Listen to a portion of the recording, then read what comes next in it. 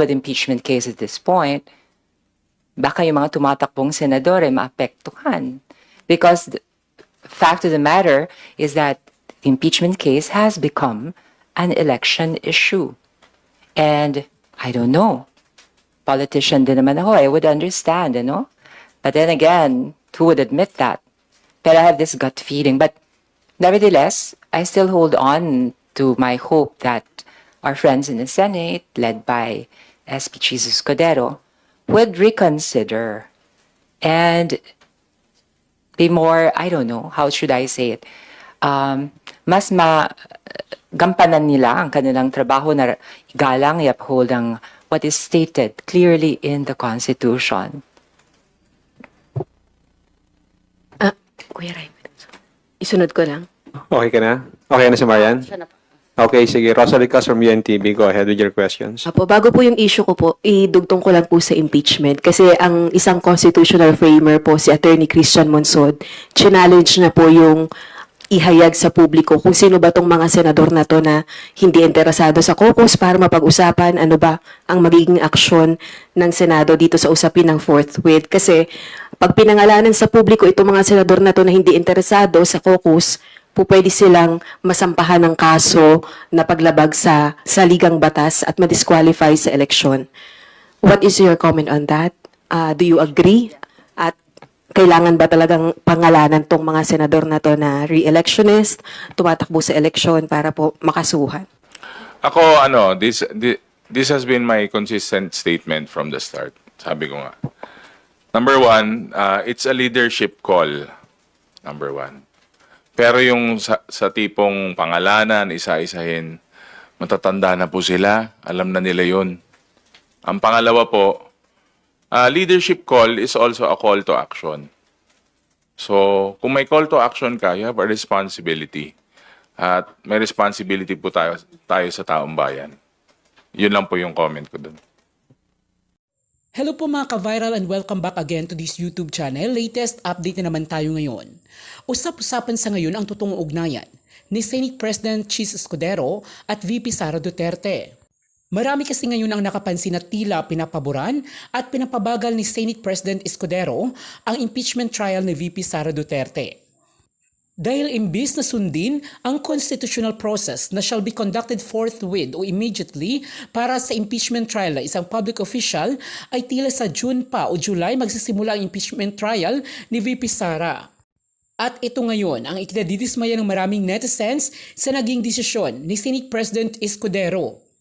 Samantala, Supreme Court meron nang inilabas na hatol patungkol sa petisyon ng kampo ni VP Sara Duterte hinggil sa kanyang impeachment complaints na isinusulong ng taga-kamara at meron ng desisyon dito di umano ang Korte Suprema. Usap-usapan pa rin sa ngayon ang desisyon ni Senate President Chis Escudero hinggil sa proposed timetable ng impeachment trial kung saan gaganapin pa di umano sa June to July ang impeachment trial ni VP Sara Duterte. Pagkatapos pa di umano ito ng recess ng Senado at sa June pa sila magre-resume. Ayon sa mga taga-kamara ay hindi sinunod ni Escudero ang constitutional process na shall be conducted forthwith o immediately or unreasonable delay. Dahil ayon sa mga mambabatas ay maaari umanong magpatawag ng special session ang Senado kahit nagre-recess pa ito upang masimulan ang impeachment trial. Bilang impeachment court, ang Senado ay magko-conduct ng impeachment at ang mga napiling mga representatives ay tatayong prosecution panel. Subalit muling nanindigan si SP Chis Escudero sa isang press conference na merong rules ang Senado na kanilang sinusunod at hindi nila pwedeng labagin. Ayon pa sa kanya ay walang karapatan ng sinuman na madaliin ang kanilang pagdesisyon. Hindi di umano niya papayagan na bigyan ng pagkakataon ang kampo ng Vice Presidente o kung sino man na nasasakdal sa impeachment upang questionin ang hakbang nila kung simulan nila kaagad ito na taliwas sa rules ng Senado. Hindi di umano niya babaguhin ang rules ng Senado dahil dito ay tila ikinadismaya ito ng mga sumusuporta na simulan ng impeachment trial. Tinawag nila itong delaying tactics ng Senado. Kung magsisimula pa sa June to July ang usapin sa impeachment trial, ay tatawid ito sa 20th Congress kung saan may bagong mga halal na senador at congressmen na uupo sa plenaryo at sa Kamara upang tatayong impeachment court. Delay sa trial favors the Vice President.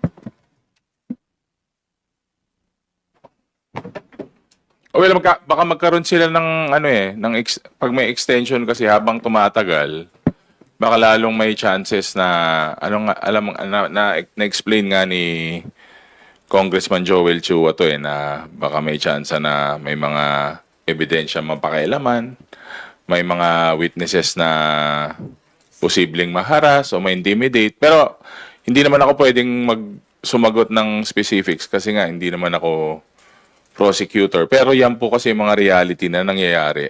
In any na kaso naman po, kahit anong case. So it does. may epekto. Indirectly. It's difficult to say it will favor the vice president. Actually, it could work both ways. Meron nga tayong kasabihan, justice delayed is justice denied. The impeachment case is actually the perfect venue for her to defend her side, to bring out also evidence, kasi it's a two-way setup, you know? It's a two-way setup. The prosecution will present its evidence, and the defense will also present its evidence. So the sooner we talk about it, mas makiklear ang air. It could work against her or in favor of her. Nasa Senado na yan, sa mga senator judges na maghuhusga. Ano po? It was mentioned last week na parang may plan to discuss kung susulat ang House, Senate regarding these concerns po. May progress na po ba doon?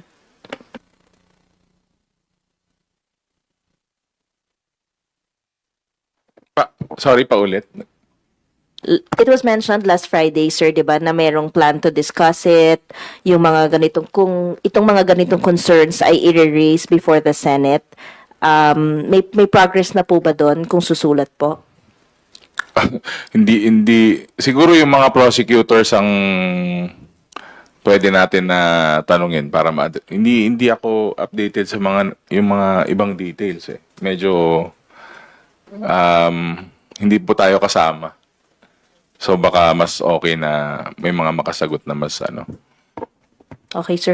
Sir, yung na-mention nyo na lang kanina na parang social media registration, can you give details po sa Hindi lang pala ako ang minararamdaman na something in that line, no, that's related to politics and being strategic about it and not wanting this issue to become an electoral issue that could actually tip the balance against my political interests. But I also agree with Kong Paula that it is a leadership call.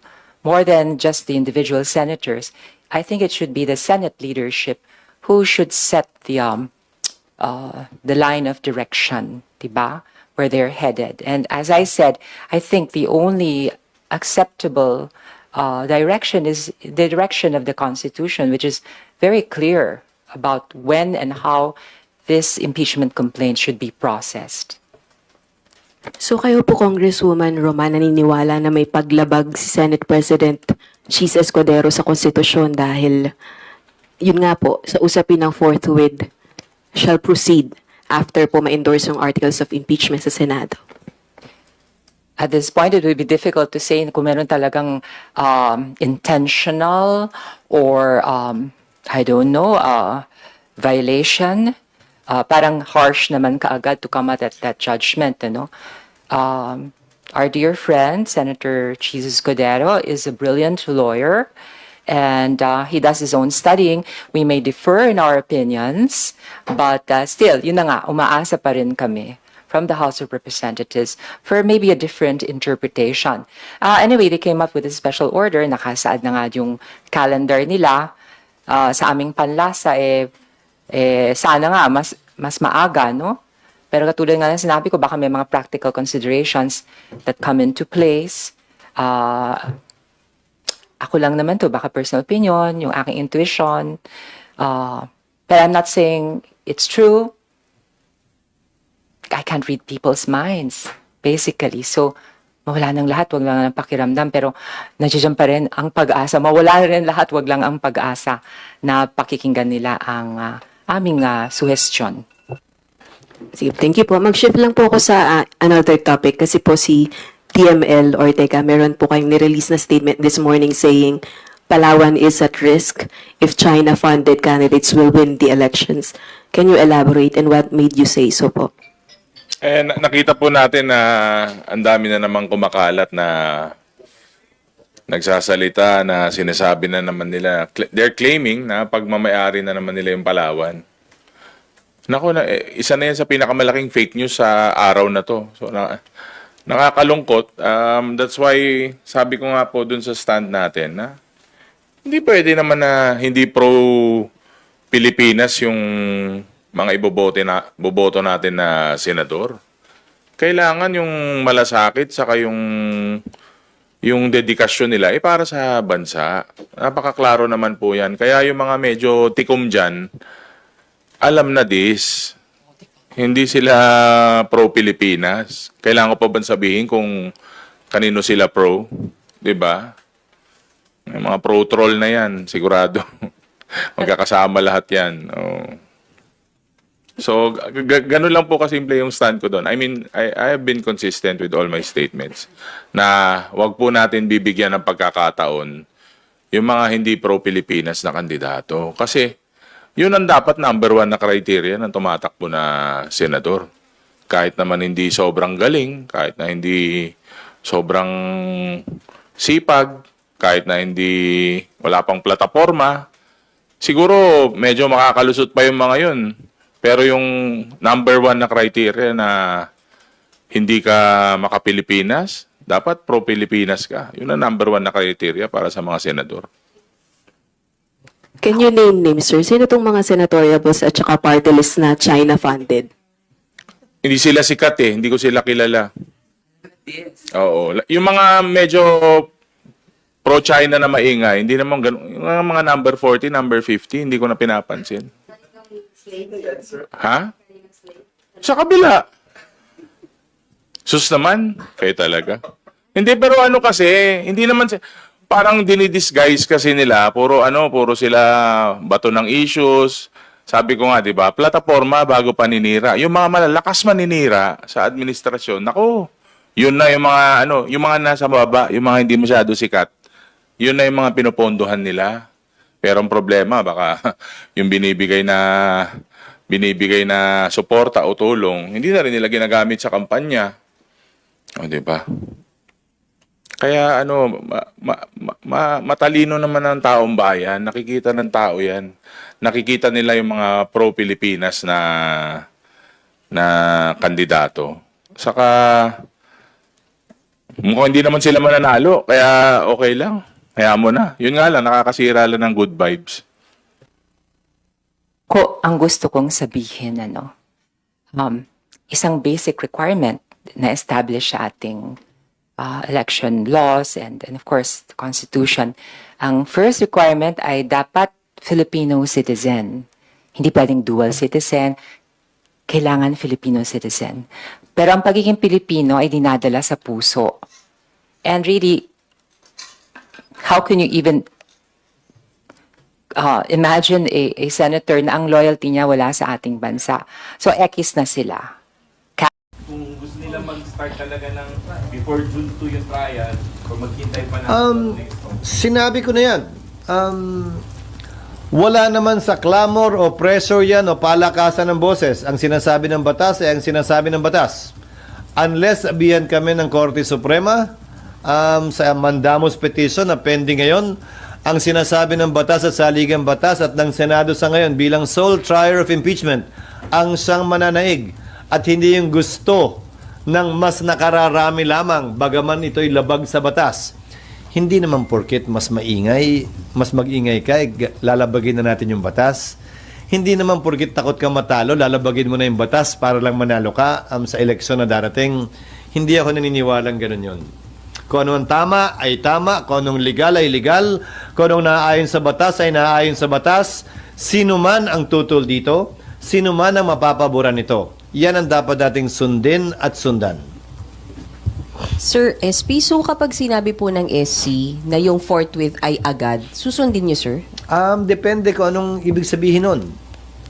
Depende kung anong sasabihin niya, anong agad. Ibig sabihin, sir, kung sabihin ng SC na Bukas. magsimula na kayo agad, Bukas. susunod kayo.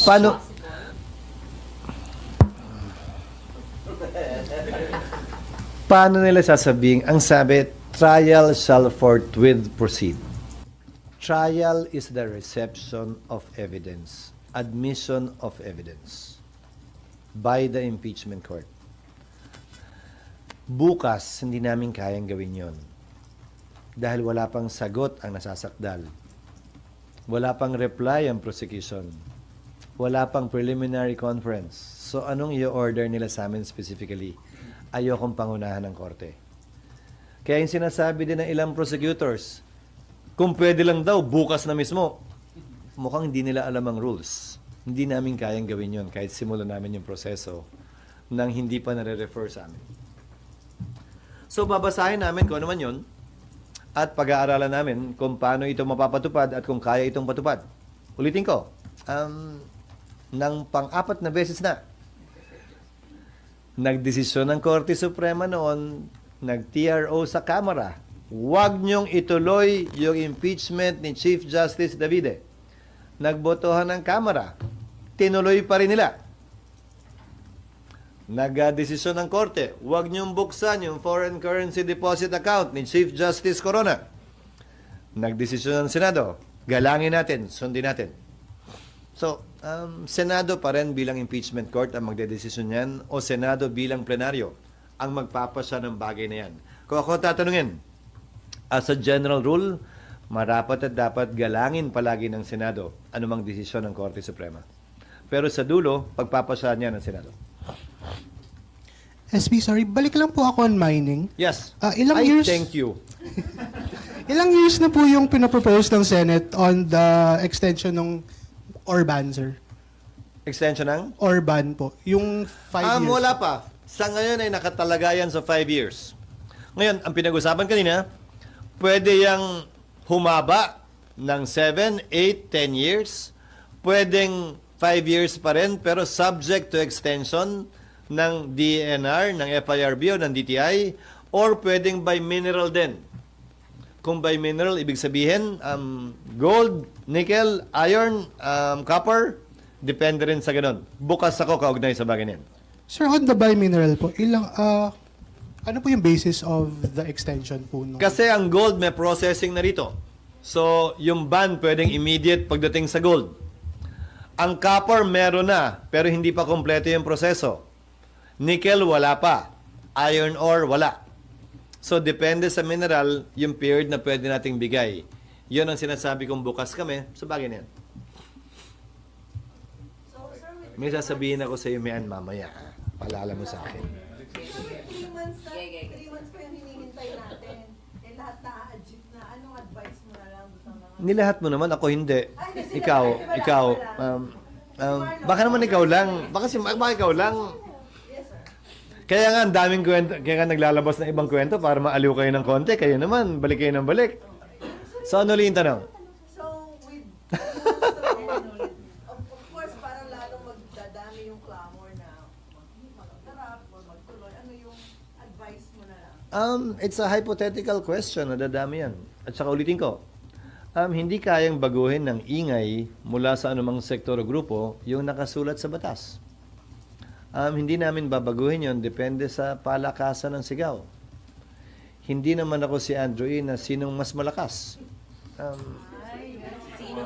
Pinakamalakas, pinakamingay. Hindi naman ako yun. So, hindi ko trabaho yun. Sinong ano? Ayun. Hindi ko naman trabahong hanapin yun. So, aralin na lang as before yung advice dun sa mga involved sa trial. Aralin yung rules, maghanap ng evidence. Maghanda, mag-aral, at magprepara. Para kapag ito yung nagsimula na, ay mahanda tayo. At wala nang delay. Maliban na lang kung may ibang pag-utos nga ang Korte Suprema. Nasasagutin pa lamang namin sa mga susunod na araw. Special session of the table. Off the table sa parte nino. Kayo po. Sa Senate. Kasi kayo po. Ulitin ko under the Constitution, we can request for a special session for urgent legislation. May nalalaman ka bang urgent legislation? Na ayaw nyo nga pag-usapan eh. So, anong gusto ninyo? Magsisinungaling ako? Magpapanggap ako? Mag-aarte-arte ako na kunwari may urgent legislation at magre-request ako ng special session? Samantalang alam nyo naman, ang dahilan lang ay yung clamor daw o yung ingay daw. Hindi naman yata tama yon, di ba? So, sir, off the table yung slide. Sa party at panig ko. Pero pag tumawag ang Malacanang, Wala namang rason para tumanggi ang Senado. May umakit na nga eh. Pero hindi sa dahilan yan. Hindi na nga ako sang-ayon sa dahilan eh. Ba't pa namin dadagdagan? Wala pa nga kaming ginagawa, inakyat na kami. Kayo naman, di lalo pa pag may ginawa kami na medyo opinion lang ng isa, dalawa o tatlo. Titiyakin namin na anumang gagawin namin ay sang-ayon sa batas sa aming pananaw at hindi simpleng teorya lang na pwede nating gawin ito. Lahat naman pwede kung sa pwede lang ang pag-uusapan. Pero dapat may sinasandalang mas solidong basihan sa batas. And you told Senco po that... Hindi nga namin napag-usapan yan eh. No, I mean, the assumption that you have the backing of the majority. Sabi niyo daw sa kanya, tama yung assumption niya. Wala namang rason para isiping hindi. Dahil sa parte ng mayoriya, wala pa namang nagsasalita na tumututol at hindi sumasang-ayon kaugnay sa ginagawa ng Senado sa ngayon. Pero before that, sir, wala pa pong consultation with other senators about the timeline. Ito yung konsultasyon. This is not written in stone. How many times do I have to say that? This is a proposal. Even the letter itself said it's a proposed calendar that the senators will approve when we convene. So, kumbaga, mag-iintay lang kayo, SP, kung meron mang senators na magre-raise ng concerns about the proposed timeline. Or kahit erase nila, okay lang. Pagbobotohan naman yan at pagpapasahan pa rin pag nag-resume kami. Ulitin ko, kahit anong kapihan na gawin namin ngayon, hindi naman namin pwedeng i-carry yan. Kailangan pa rin formal na aprubahan yan pag nag-resume kami. hindi sinasabi ni Madjo na magkukonstitute ng subcommittee, hindi pwede mag-start without hindi ba nag-resume yung... Pwede naman. Wala namang problema yun. Pwede niyang gawin yun. Karapatan niyang gawin yun. May kapangyarihan siyang gawin yun. Ulitin ko, anumang pag-aaral kaugnay ng rules, dapat ginagawa na yan ngayon. Anumang hindi pagkakasundo tungkol sa rules, magandang mapagkasunduan na ngayon. Para pag nag-resume kami, ay mas smooth na, mas swabe na yung prosesong gagawin namin. SP, yung pag-lead lang ng rules under kay Majority Leader Tolentino, wala kayo nakikitang problema since busy siya sa pangampanya? Ginagawa na nga namin sa ngayon eh. Ginagawa na ng legal team ng Senado sa ngayon. Ano mang gagawin ng Rules Committee, kausap ang sino mang resource person, it will just supplement whatever is being done already now. At sa dulo, pagsasama-samahin yun, tapos pagdating ng session, i-consolidate at ang magpe-present niyan ay Committee on Rules. So, hindi nakakabagal na nangangampanya yung head ng rules? I don't think so because things are moving as we speak. Nung nakausap niyo Silang dalawa kaya yung pag-usapan nyo. Si minority at majority na lang. Ibig sabihin dinadamay nyo pa ako dyan. Sir, wala ba silang balak mag-usap na nga lang po silang dalawa na lang? Sir, nung kausap niyo po si Sen Coco, did he already give you proposals sa mga gusto niyong amendments sa rules? No, ang pinag-usapan namin, ako yung nagpunta, nung nakita kami nakita sa Marikina. Nangangampanya siya eh.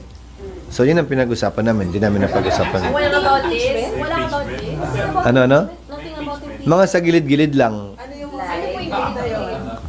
Ano? Ano po yung mga salita? Wala, mga, ano ba sinabi? Mamaya na lang, kwento ko mamaya. Hindi naman pang quote eh.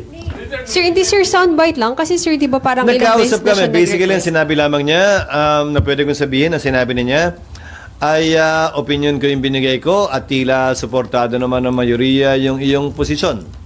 Sabi ko, proposal lamang yon, wala namang kailangan suportahan o hindi suportahan dahil proposal yon. At lahat to isa sa pinal kapag nakita-kita tayo pagdating ng Hunyo. SP, yung letter po kay VP Sara and kay House Speaker, na-receive na po ba nila? And may Malamang. initial na sagot, may sagot po bang kailangan doon? Or Walang kailangan sagot. Hindi rin nila kailangan i-acknowledge dahil if ever it was properly served at merong either return card yon o may affidavit of service yon. So hindi naman kailangan patunayan pa natanggap nila at hindi rin nila kailangan sagutin. Gusto lang namin maging transparent kaugnay sa lahat ng ginagawa namin. Ulitin ko, hindi kami takot mademanda, naman demanda harapin namin, pero anumang misstep ay susubukan naming iwasan hanggat maaari by being transparent at every stage of the process and being fair to all parties concerned. Kaya parehong panig ang binigyan namin ng kopya, hindi isa lang. SP, binabanggit po si Senator, it's now up to the people. Favorite mo talaga yun. To pressure the senators na kung gusto nila mag-start talaga ng before June 2 yung trial or maghintay pa ng next month. Sinabi ko na yan.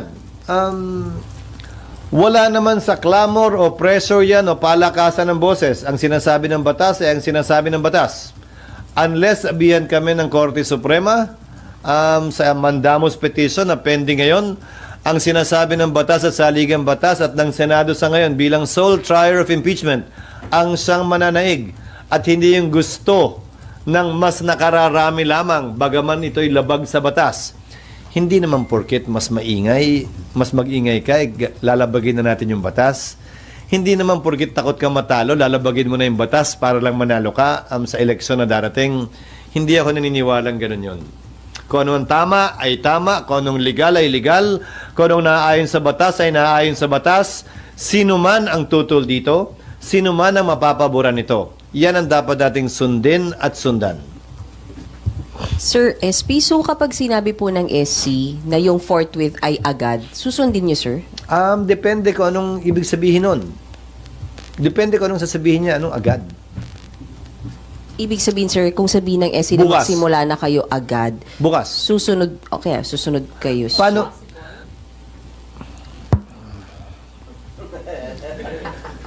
Paano nila sasabihin? Ang sabi, trial shall forthwith proceed. Trial is the reception of evidence, admission of evidence by the impeachment court. Bukas, hindi namin kayang gawin yon. Dahil wala pang sagot ang nasasakdal.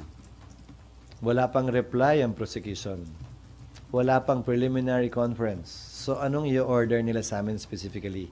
Ayokong pangunahan ng korte. Kaya yung sinasabi din ng ilang prosecutors, kung pwede lang daw, bukas na mismo. Mukhang hindi nila alam ang rules. Hindi namin kayang gawin yon kahit simulan namin yung proseso nang hindi pa nare-refer sa amin. So babasahin namin kung ano man yun at pag-aaralan namin kung paano ito mapapatupad at kung kaya itong patupad. Ulitin ko, ng pang-apat na beses na, nagdesisyon ng Korte Suprema noon, nag-TRO sa Kamara, huwag niyong ituloy yung impeachment ni Chief Justice Davide. Nagbotohan ng Kamara, tinuloy pa rin nila. Nag-desisyon ng Korte, huwag niyong buksan yung foreign currency deposit account ni Chief Justice Corona. Nagdesisyon ng Senado, galangin natin, sundin natin. So, Senado pa rin bilang impeachment court ang magdedesisyon yan o Senado bilang plenaryo ang magpapasya ng bagay na yan. Kung ako tatanungin, as a general rule, marapat at dapat galangin palagi ng Senado anumang desisyon ng Korte Suprema. Pero sa dulo, pagpapasya niya ng Senado. SP, sorry, balik lang po ako on mining. Yes. Ilang years? Thank you. Ilang years na po yung pinapropose ng Senate on the extension ng Orban, sir? Extension ng? Orban po. Yung 5 years. Wala pa. Sa ngayon ay nakatalagayan sa 5 years. Ngayon, ang pinag-usapan kanina, pwede yung